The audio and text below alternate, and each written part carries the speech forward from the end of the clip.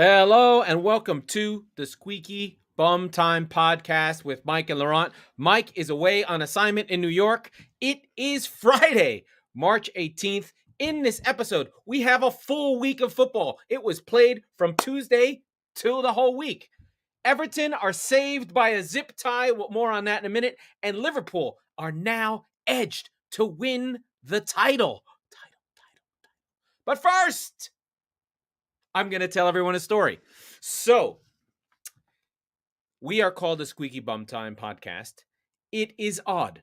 People don't know what Squeaky Bum Time is. It's hard to say. It is a odd word. It is a mouthful. I don't know if it's SEO worthy.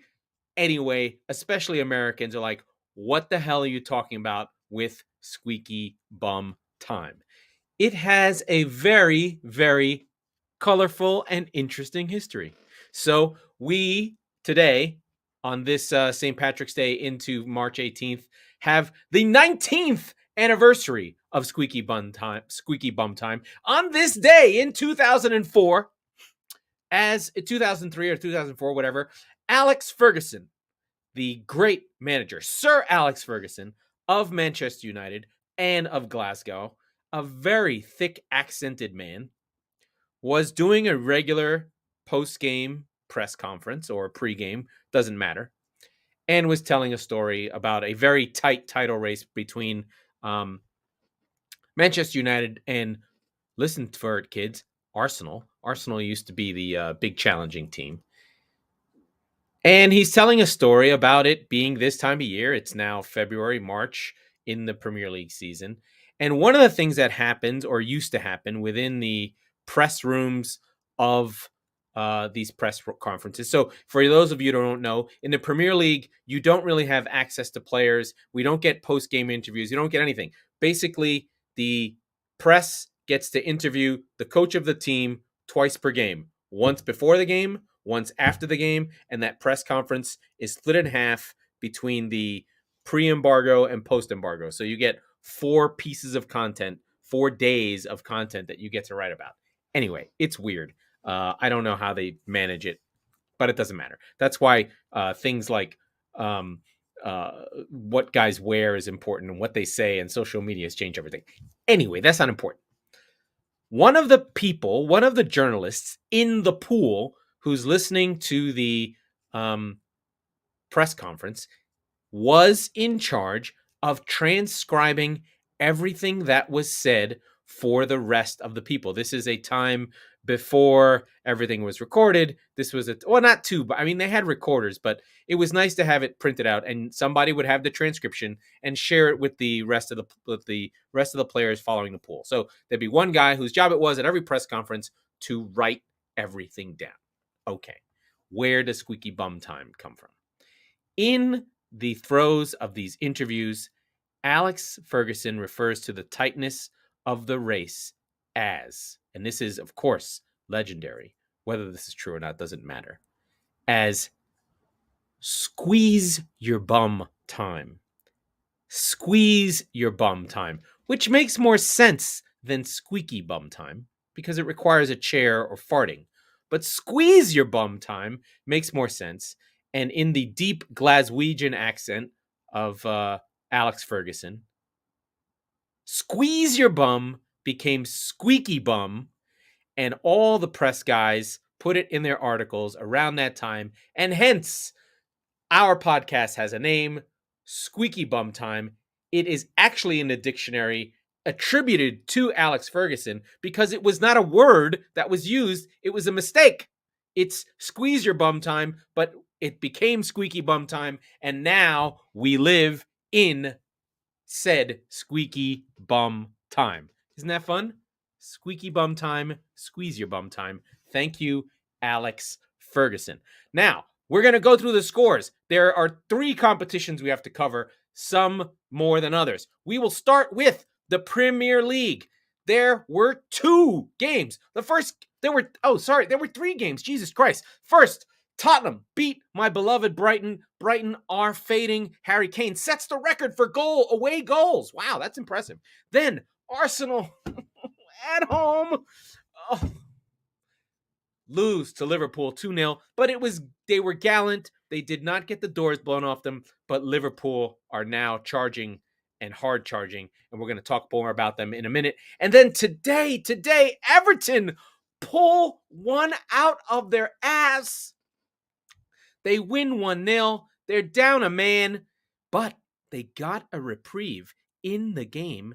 A young man protesting the drilling of oil around the world zip-tied himself to the goal. So the game had an additional 14 minutes of added time, and Alex Iwobi from Seamus Coleman and Dominic Calvert-Lewin get the winner, and Everton stave off a surefire elimination, and they are not going to get relegated, maybe.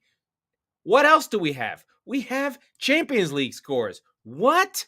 Crazy. We have Manchester United losing to Atletico Madrid 1-0 in a shit-housing game.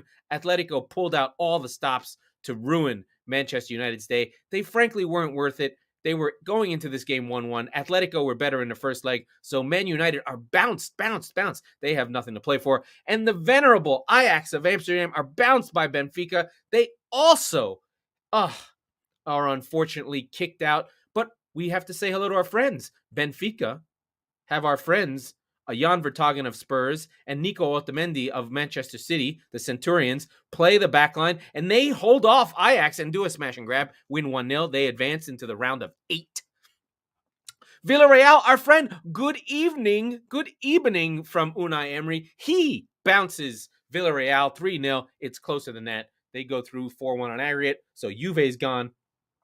And Chelsea, their troublesome oligarch-funded team on the skids, living from day to day. We don't know if they're going to disappear. Beat French champions Lille 4-1. They had a scare. Lille scored a goal early, but Chelsea go through on a wonderful goal from Christian. Not O, but Pulisic. Okay, that's the scores. That's the important stuff. I have one more score. The venerable and amazing West Ham United advance in the Europa League against Sevilla, all along with Barcelona and a couple other teams, Rangers. So the Europa League, the Junior League. But I'm emphasizing West Ham because this is the biggest West Ham result since the 60s. West Ham go through 2-1 after being down a goal from the away leg, in extra time. Yarmolenko, our Ukrainian friend who cried and we talked about, scores another goal, and the saints and the glory of Ukraine is being carried on by Yarmolenko, and West Ham continue. Wow, West Ham put it out there, so they're doing great. Fun times for them. But we go through the list. First big thing we've got to talk about is Liverpool's result and narrative shifting win against Arsenal. As you know, I am no fan of the Liverpool. They fuck me off. They're really good. They scare me. I'm petrified of them. And they get a little bit luckier than City do. City are very much a neurotic team. Manchester City play neurotic, trying to control everything. So I guess if you think about it this way, think about your bosses at work. There's one who's like super duper detail oriented and does everything to perfection, and there's no I or T uncrossed. Everything's planned out and perfect, and they release amazing products. And then there's the inspirational person who drives people to their best, and the team rallies around them, and that's just an amazing thing. So there's two ways to go about having these incredible teams. One is Pep Guardiola's technocratic perfection and drilling, and then the other side is Jurgen Klopp's insistent, cajoling, loving, caring, and hugging, and saying, you know what, you can do 10 more, you can do 5 more, you can make that play better. And Liverpool right now grab the bull by the horns. Narrative shifts. City and Liverpool, both on 29 games played, 1 point separates them. It's like 2019 all over again, except this time Liverpool have 5 strikers and City have none. And Liverpool have the better goal difference. So they're actually they might actually be a better team this time. And I think fundamentally I would agree with that. I think they have more depth. They're right there on XG against. It's very close, 45 to 44. It's virtually, these two teams are about as even as you possibly could be. Liverpool right now have the advantage because they signed a player in January in Luis Diaz, and City didn't do anything in January. So there's a little bit of momentum. Liverpool came through the African Cup of Nations without their players, and they sustained their attack. So you could make the argument that Liverpool are actually better now that they have their whole team together, and City are just living on their perfection. This will all be decided on April 10th, provided City don't drop any more. City did go through their full complement of they did go through their full complement where they won 45 of 43. Then we started dropping. We had a loss to Tottenham, and then the draw to Crystal Palace, and then a draw to Southampton. So we've dropped points more recently, while Liverpool are on a 9-game winning streak and may continue to win. It is not inconceivable that Liverpool could just carry on and pull this thing out. Liverpool did not play well against Arsenal. The first half to 50 minutes were poor. Martinelli spun Trent Alexander around 3 times, had probably one of the most skillful runs I've ever seen. Alisson made a mistake, but then rectified it by saving a ball from Odegaard late in the first half. And then early in the second half, and then 5 minutes later, Liverpool got their goal from Firmino, from Jota, who came on. And once the goal went in, Arsenal still played well, but they couldn't lift themselves. I think that at that moment they mentally couldn't lift themselves up, and Liverpool were able to go to the bench and bring on Firmino and Salah for Jota and I don't remember. It doesn't matter. So Liverpool now have depth. They have momentum. The narrative is shifting to that this is Liverpool's league to win. Nothing really separates Liverpool and Manchester City. Liverpool have scored 7 more goals, given up 2 more. They have the better goal difference on plus 55. City have 1 more loss, but 1 more win. So the points difference is Liverpool have 2 draws. And that's the only difference. City have an extra loss. It is tight. It is close. It is scary. And like I said, I think I said it probably 3 weeks ago, the first team to drop 6 loses 6 points. City have dropped 2. So now, if Liverpool... Yeah, like I said, first team to drop 6 will be the loser. And we wait. I'm not feeling good. I'm not feeling confident. I'm feeling scared. I'm feeling worried. For Arsenal, this was a great performance. Arsenal still can't beat teams ahead of them, but I don't think that they have to beat teams ahead of them yet. This was a big step forward for Arsenal because they played so well, especially in the first half. Martinelli was great. They kept the attack of Liverpool in check. They caused problems. They pressed. The Emirates has never sounded louder. The Emirates, which is the stadium that Arsenal play in, the Emirates have never sounded louder. The place was buzzing. Everything was there for them. And I think had they got a goal, they might have won this game. But unfortunately, they could not get the goal they needed. And, they did make changes in about the 67th minute. Later in the game, Odegaard came off for Smith Rowe, Saka for Pepe, and Nketiah for Lacazette. But that was late. And really, the game petered out essentially towards the back half of the game. The shots were close. It was just that Allison made the saves and Ramsdale didn't. Ramsdale had a little bit of a tough game. He's been great all year. Might be goalkeeper of the year, but this is a game he's not gonna feel good about. He probably his post shot expected goals was 1, and he gave up 2. So within the game, within the 3 shots, he gave up 1 more than he should have. Now, small sample size, whatever. But Liverpool are looking really strong, and the Palace draw for City really hurt. And it does put them behind the cosh. There's no wiggle room. There's no room for mistakes. There are 9 games to go. Why can't I figure this out? 38 games. There are 9 games to go, and you have to win them all. You have to win them all. You just cannot drop any more points at all, ever. Never. In the race for the top 4, Chelsea hang on to their spot. They're doing fine. Arsenal are on 51. Man United are right behind them on 50. West Ham on 48. Arsenal still have the 2 games in hand, but their 2 games in hand are tough, and they have to play Villa on Saturday. Very tough stuff. But we carry on through the from Liverpool's joy at the top of the table to Everton's maniacal, incredible pulling out of a game against Newcastle at home.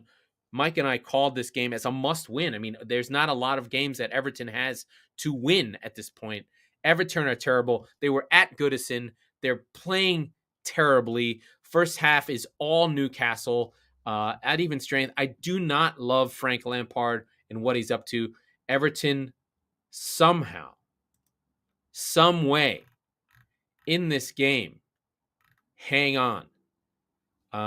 In the first half, I don't have all the deep shot information yet, but I would have it later. First half, I looked at the stats. They were not great. Second half was better. They had a couple shots on target in the first half. There was a red card after a VAR check in the 83rd minute against Elan. It was ridiculous. It was a yellow every day. I don't know why they went for a sending off. But somewhere in the game, and I have to figure out the exact minute of it.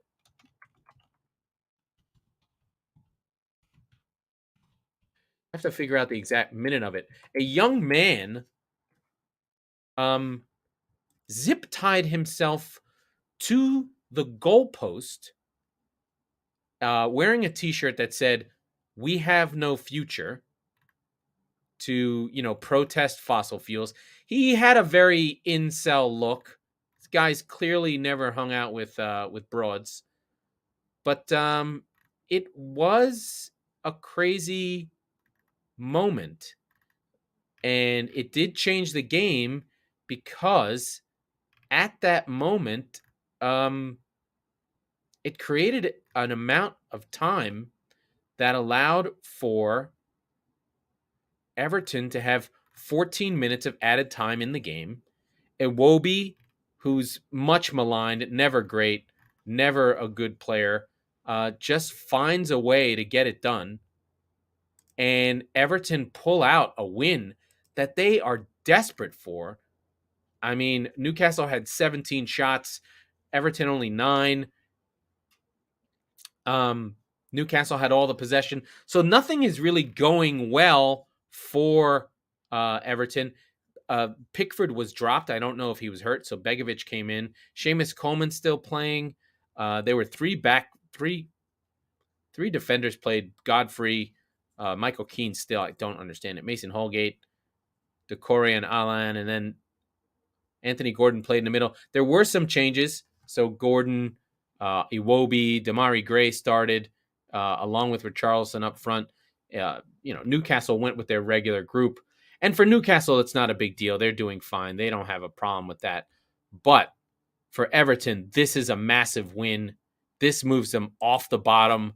This basically gives them one of the wins they need. They're now on 25, a full 3 points ahead of Watford, on 22 and a full 4 points ahead of Burnley, who have 2 games in hand on them. But those 2 games in hand are, Everton have 2 games in hand. So sorry, Everton have a 4-point lead on Burnley, and they both are on 27 games. So they're effectively in decent shape. The bottom 3 are really shaping up to be Watford, Burnley, and Norwich. Sure, there's 9 games to go, but it's looking much more clear. Again, if you can win 2 games, you're out of the schneid. Norwich, I think we can cut loose. But to see Burnley go down would be something interesting. To see Everton go down would be something interesting. So Everton live to play another game in a strange game where they're terrible. But I think the Goodison Park crowd kept them going. Frank Lampard gets a lot of luck, and he is a lucky, lucky boy to be where he is right now. So lucky for them, Everton hang on for the 3. Down a man. It was a really good goal, by the way. And the place went bananas. Now, from historic clubs who are doing great and have a lucky moment to historic clubs who crash out again.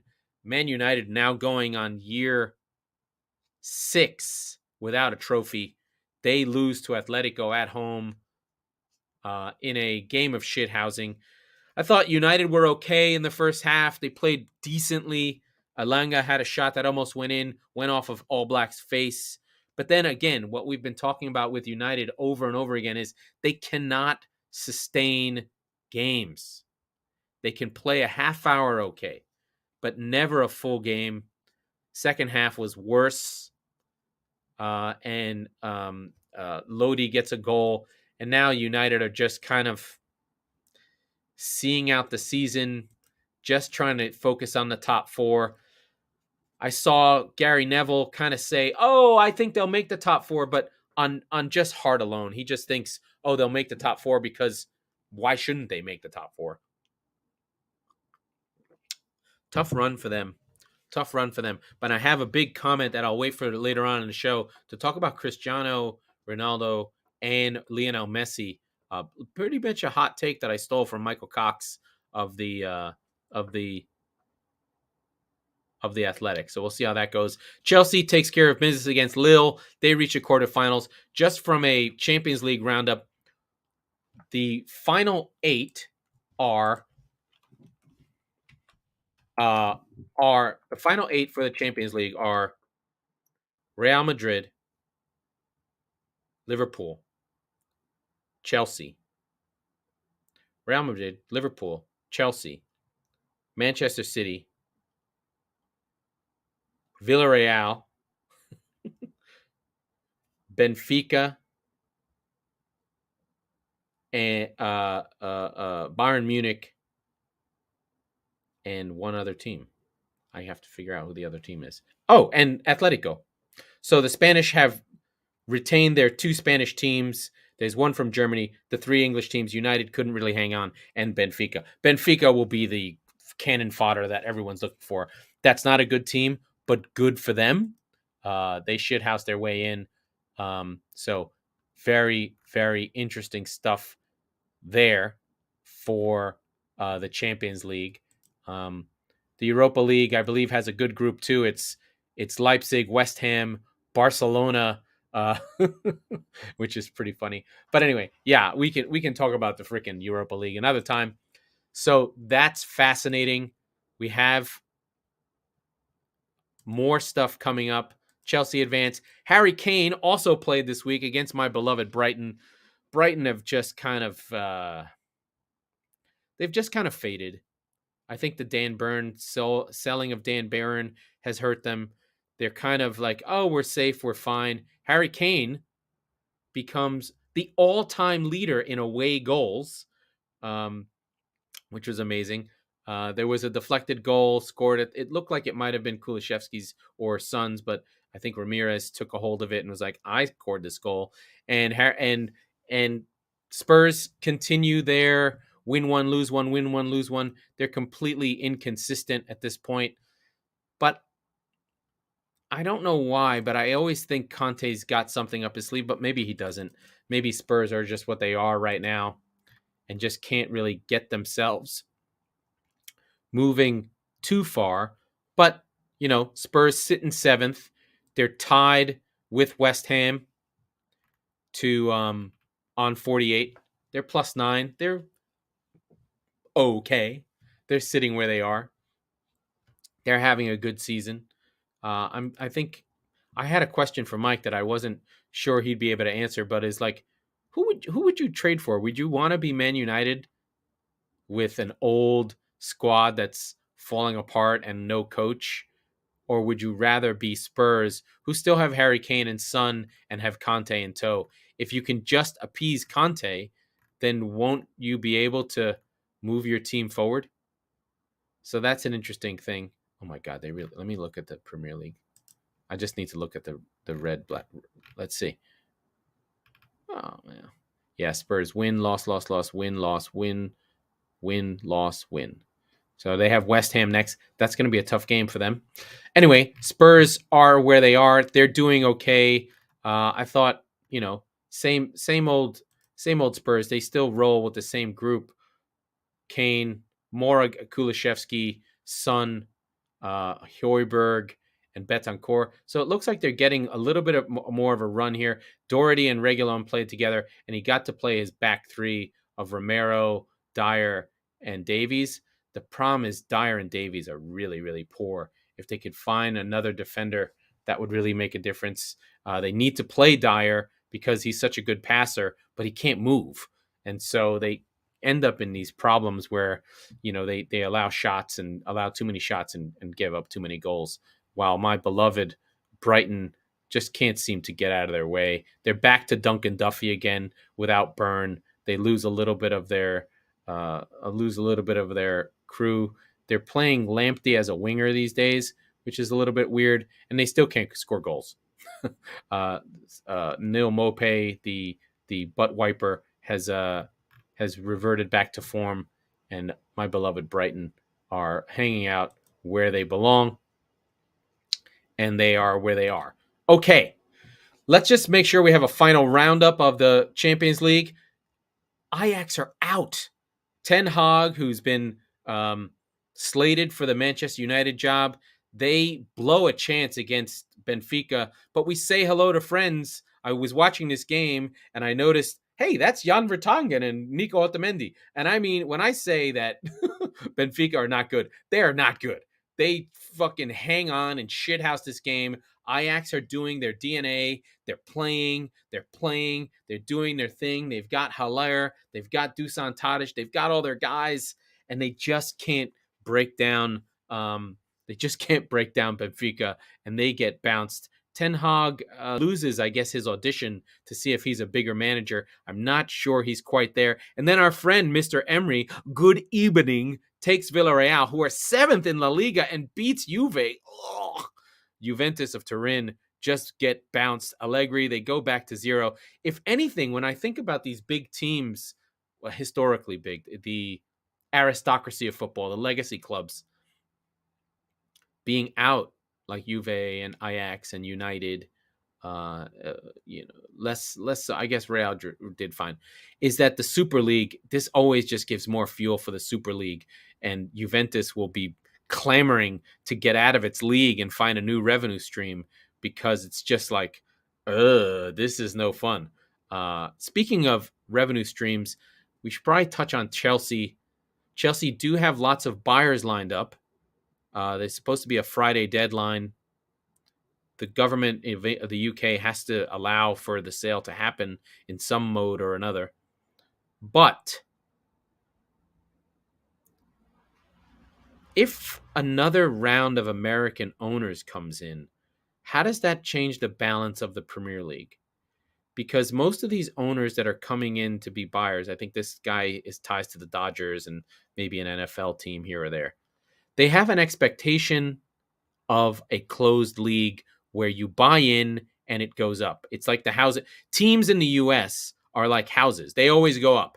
Whereas in the UK, if you get relegated and you don't invest in your team, it falls apart. So you have the Glazers who are American, and you've got maybe another American owner. There's American owners here or there. And that influence of American sport coming into the league, will Chelsea being owned by another American sort of change the dynamic? Oh, sorry, FSG, Liverpool, owned by Americans. change the dynamic of the league and the voting blocks as they are today, because the big clubs in Europe ultimately want American sports style money. I don't know that they care. They want relegation and promotion because it's bad for business. Like, if you were to set up a sports league now, you would not put relegation in it. It makes it fucking dangerous. And there's a reason why MLS teams sell for $500 million and they're shit. Whereas you can go right now and buy a team in the championship in England for probably like Derby County's probably there for you for $20 million. And that is a historical club. So it just changes the revenue model. So it's interesting. I like to think about the business. I like to think about those things. I like it. I like it. I like it. It's my kind of thing. I've made it to a half an hour. I feel like I've been talking for 4 days. Oh, Mike, I talked about this before, but when Mike and I do shows, they come out to about an hour and we're kind of tired. We're kind of running out of gas. Sometimes I want Mike to stop talking and he goes too fast. And I'm like, Mike, what are you doing? But in this case, that half hour, you really need that person to give you more time and really help you along with filling airtime. So, I mean, I have a big mouth and I like to talk. I can talk about anything. But when you're talking to yourself, to a camera, it can get weird. So, we carry on. Here we go. Other news, there are Premier League games this weekend and there's the FA Cup. Let's do the Premier League previews for the weekend. Tomorrow, we have Wolves versus Leeds. Wolves are comfortably in the league. Leeds got their big win against Norwich, and Jesse March probably has them safe. This is the battle of two things that are weird. Like, Leeds give up goals all the time, and Wolves can't score goals. So it should be, my guess here is that we would go 0-0. This will be a low-scoring affair. Leeds are having a hard time scoring, and Wolves can't score. So we'll see what happens there. This Aston Villa versus Arsenal. Arsenal coming off licking their wounds on a Wednesday, and then having the early game on Saturday is just brutal. I would expect Aston Villa to pull this game out after Arsenal lick their wounds. Arsenal need points off this game, though. This is a big game for them. I think any Arsenal fan would have expected between Liverpool and Aston Villa to get 3 points out of the 2 games. That would have been okay. I think Arsenal should be happy with a draw here. I think that they're in trouble. This Villa game is going to be a trap game. This is another moment of coaching. Can Arteta lift the team up after a great performance? But they've got to be dejected. They're still the youngest team in the league. They're going against a Villa side who just lost, but they're still playing well. I think Gerrard has the team going well. But ultimately, this is an early game. This is the traditional kickoff time. Can Arsenal lift themselves up off the mat after playing midweek, playing the early game on Saturday, and play Villa and get a win out of this game? Could be very, very tough. Sunday, we have Leicester City versus Brentford. Both teams in decent shape. Leicester coming off a loss and Brentford coming off a big win that puts them into safety, basically. Brentford coming off a win while Leicester just lost to Arsenal. Arsenal played really well in that game. But I would expect a good game here. Leicester are terrible on set pieces. I would go with Ivan Toney to score a goal on a cross. We saw that goal get scored already with Eriksen to Toney for the win in that game. So let's expect Brentford to pull that game out. And then a London derby, Tottenham and West Ham, both coming off midweek. West Ham's game was extra time, put in an extra shift. Both teams really lack depth at this point. Very evenly matched. I'd say Tottenham-West Ham is about as close a game as you could get. Tottenham are at home. I don't know how much that means. The other issue I'd say is West Ham are the type of team that give Tottenham fucking fits because they sit deep, and Tottenham don't have good creative midfielders to break things down, if this is a game for perhaps, this is a game that I think would be interesting to see if Conte could experiment with playing Mora, Kulishevsky, Son, and Kane, but Kane sitting deeper. I wonder if Harry's role is to become a number 10 and basically say, we're not going to find Christian Eriksen, but we're going to make Harry Kane into Christian Eriksen. But instead of Kane having to do both jobs, just do the one job and get into the box when he can. I'd be interested to see if Kane would do that. That would be something fascinating to see, if Kane could basically become a number 10 with the three guys in front of him. I don't know who would play the 9. Maybe Mora. Mora could play the 9. Maybe Son. Who knows? Maybe even Bergwijn. Just mix it up. See if that's something that's interesting. Those are Premier League games. So we've got those. So a lot of things are mixing up. We've got the Premier League over the weekend. And then on the FA Cup side, we still have Middlesbrough versus Chelsea, Crystal Palace versus Everton on Sunday, Liverpool versus Nottingham Forest, a classic, and Southampton versus Manchester City. So we still have big teams. City have not beat Southampton this year and are coming off a loss, so that's weird. Middlesbrough have put out Arsenal and Manchester United, so that's not an easy game for Chelsea. Our friend Chris Wilder has his boys from Tyneside playing really well, and we know with Chelsea, it's weird. They are still really tough, but they kind of play like an old Italian side. You never know if they're going to score, but they definitely know you're not going to score. And then Everton, Crystal Palace. Mike said that he thought that Everton should just ditch this game. I think Crystal Palace are really good. So having seen City just play them, they'll be up for this game. It's at Selhurst. Palace have got to be like, I should probably look. They've got to be like plus 200 favorites. Easy. At home against Everton. I hope that Vieira goes for this game. Selhurst will be rocking. I like this game. And then Nottingham Forest, Liverpool. Nottingham Forest at home. 2-time European champions. Knocked out Liverpool more than once in the 80s season to stop Liverpool from winning the European Cup in the old European Cup days. Liverpool will cruise through this. But if narrative dictates that Liverpool are supposed to try and win this famed quadruple, and they just played Arsenal midweek, this is a opportunity for Liverpool to maybe drop something. Nottingham Forest have been playing really well. This is actually the first meeting of any competition between Liverpool and Nottingham Forest since 1999. And while this goes back to 1984, Liverpool are winless in their last 12 away games in Nottingham Forest. So things are a little bit crazy here. It's a little bit wacky. From something that's super old, overall, Liverpool have progressed from 6 of 7 FA Cup ties versus Nottingham Forest, failing in the first of such meetings in February 1895. I love that the FA Cup has this history. It's one of these amazing things.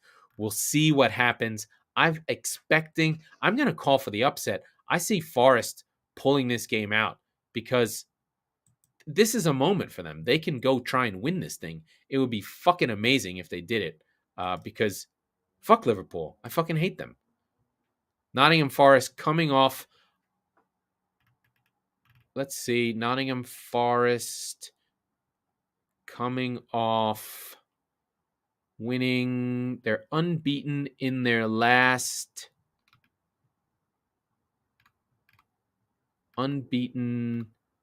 since January 30th.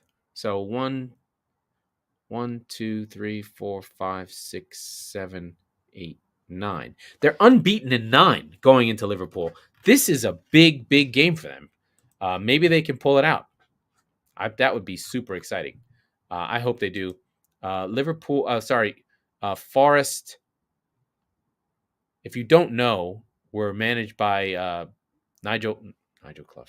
Brian Clough, one of the more famous managers in English football history. He is the primary antagonist in the film Damned United. He was the coach of Nottingham Forest and then went to Leeds, got fired after like 12 days, and then went, he was the coach at Derby, won the league, then went to Leeds, got fired, and he and his partner, Taylor, went to Nottingham Forest and made them into European champions. So very famous team. I always talk about them. If you're interested in that stuff, get into football history. It's fascinating. It always means something to me. And I hope that people get into this nerdy stuff like I do. But I am going to wrap it up. That was the Squeaky Bum Time Podcast with not Mike Salerno and Laurent Cortines. We are the football wing of the Chop Sports Network. We record on Tuesdays and Fridays, so be sure to subscribe wherever you get your podcasts. And if you're listening on Apple, please rate and review the show so that more people can find us. Thank you